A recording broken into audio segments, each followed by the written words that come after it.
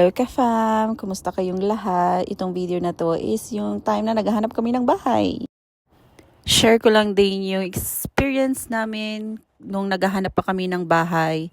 Isa ito sa mga tinignan naming bahay. Malapit lang to sa amin. At maganda siya. Nagandahan kami. Tinignan namin yung buong bahay. Yun nga lang, ang problema dito sa bahay na to is paglabas mo dyan sa may backyard, sa kapitbahay, sobrang dumi. Ang daming poop ng aso. So, hindi namin kinuha yan. It's a no-no for us.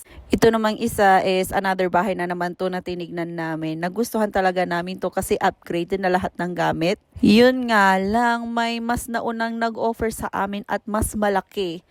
Kaya hindi namin kaya ng budget, kaya nilet go ulit namin. Isa din to ulit sa mga tinignan namin at sobrang nagandahan talaga kami dito. Tingnan mo naman yung mga bata, 'di ba? Tuwang-tuwa at feel na feel nila yung bahay.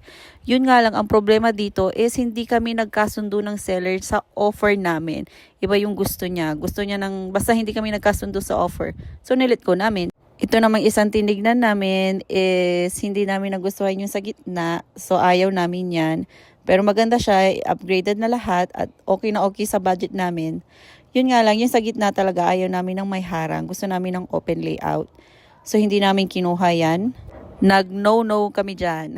Sa susunod na vlog, ipapakita ko sa inyo yung nakuha naming bahay. So yun lang muna sa ngayon.